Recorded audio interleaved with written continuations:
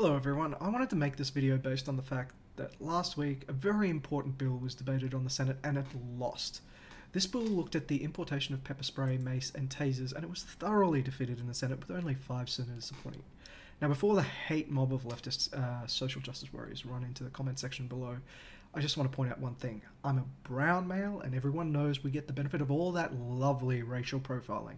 So you and your collective of pearl off-color complaints can, of me not understanding the the plight of the wealthy white woman, can just check your privilege.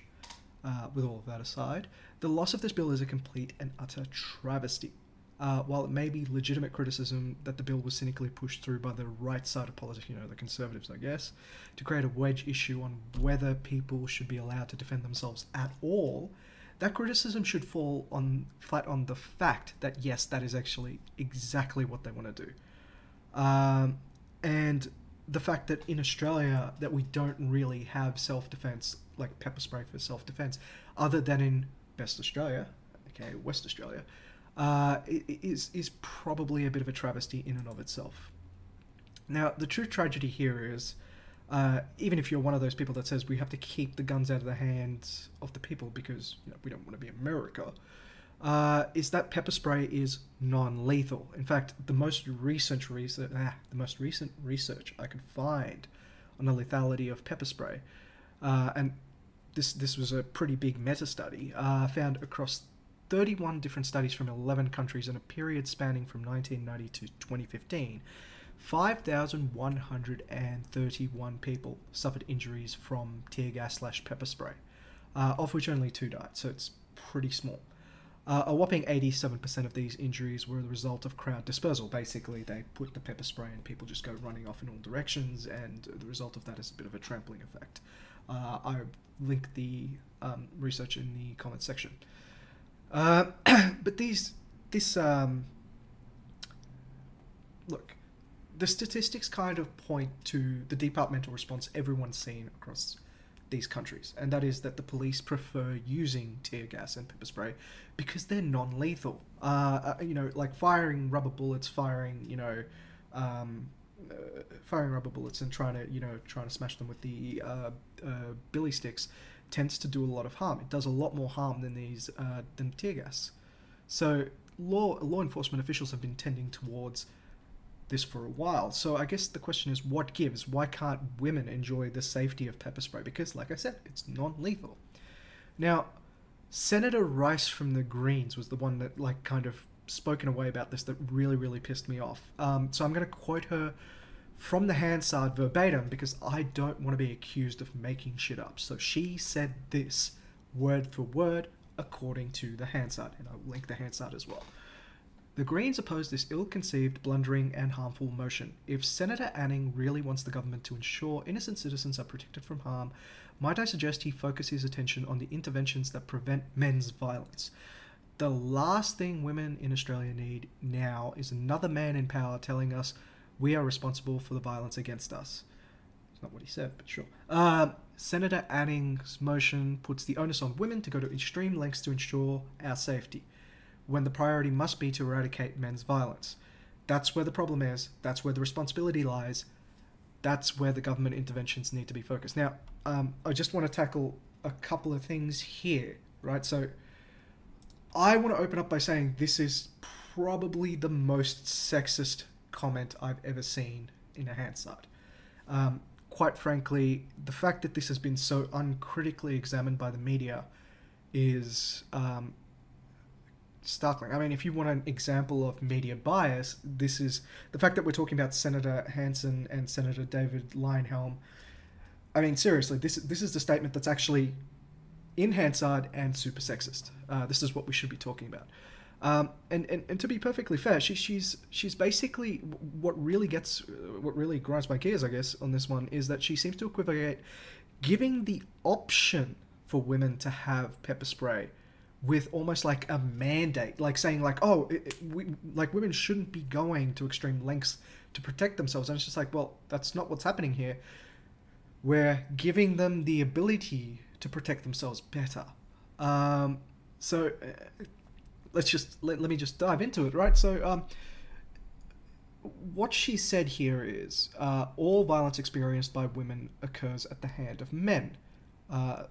So the question there that should be coming immediately is, so what you're saying, women can use pepper spray on female attackers? Would that be an argument that works for you? And she's clearly stated that she's ignoring Fanning based on the basis that he's a man.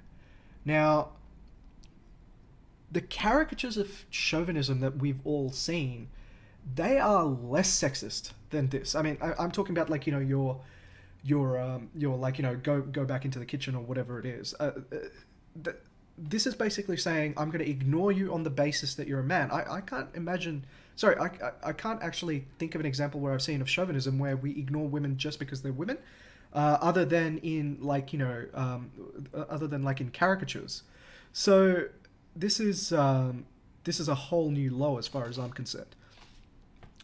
The fact that Lionhelm has been castigating Senator Sea Patrol over Senator Rice just perplexes me, because this, in my mind, is worse than anything he imagines Sarah Hanson-Young said. But look, I'm not good at the culture war, so I'm gonna unpack the unforgivably stupid logic here. And what the Senator Rice is saying is effectively women shouldn't have access to self-defense because the priority should fall on eradicating men's violence. Well, okay, let's grant that premise, right? Let's start there. Let's say we've gotten rid of all male violence. So now women are suffering at the hands of female violence. Does this mean the senator is now switching over and saying, well, okay, maybe they should have access to pepper spray? I don't know. That's a question that I would like to pose to the senator. And I know that the hangers-on on the Greens will probably come back and say, yeah, well, Vickers, that's an imaginary scenario. We live in the real world, so your analogy doesn't apply. It's false equivalency, blah, blah, blah, blah, blah. Which is fair enough. I can play that game too, right? So let me unpack the statement there. It basically says we shouldn't allow women the means to defend themselves because the onus should be on the men to not rape. Fine. There's a lot of things that we do in the name of safety, and I'm going to use the humble door lock as an example of this, right? So by that logic, would we say that the door lock, right, because we're going to the extreme length of having a door lock, right, to prevent things from our house being stolen, should that be banned? I mean, shouldn't the onus be on the thief not to steal and not me to protect my home? Look, I'm broadly on the idea that we shouldn't blame the victim, but allowing people access to the means to defend themselves isn't blaming the victim. It's giving them more choice. It's like me arguing, you know, hey, let's get rid of, like, ABS brakes, right? Like, you know, drivers should learn to drive better. It's not like let's stop blaming the victim of car crashes, right? It's on the onus on the driver to not have this, to drive better. It's just absurd. It reverses I guess you could say it reverses what we would consider taking action to protect yourself. It basically says don't do that because people shouldn't be doing that stuff to you anyway. And I guess that brings me to my last point, which is that this is just utopian thinking. Right? Yes, I'd like to eradicate rape, if that hasn't come across. But I'd actually go further. I mean, I don't know why the Greens are stopping at rape. I'd go, like, let's get rid of, like, you know, in this imaginary fantasy, let's have all crime disappear, right? Why just rape? And it's a function of reality that some people just want to watch the world burn. And we've spent a long time building bureaucracies and building governments to kind of deal with that criminal element. It's not perfect, right? It's absolutely not perfect. But the reason why all of this exists, right, is because there are elements of our society that just don't give a fuck. And that's really the problem of what Senator Rice's statements is. It's so divorced from what's being argued. It's so divorced from reality, right? Like, there is no other way to describe it than saying you are effectively telling people, right, that they should just lay down and just wait for the government to fix everything by telling people, no, you can't do that, right? These people definitely know that rape is illegal. It's illegal. The criminals know that theft is illegal. Murderers know murder is illegal. That doesn't stop it from existing, and we shouldn't and we shouldn't go to the extent of saying people can't defend themselves from that action. And that is the unforgivable stupidity of the Greens. Now, this is a new series I'm hoping to launch that tackles some of the dumbest shit people say in the halls of politics, in the halls of Australian politics. If you like this, subscribe, hit the bell if you want to follow. If you like what I'm doing, share this with your friends, share it on Facebook, and definitely follow the Taking Liberties radio Facebook page. Links are in the comment section below.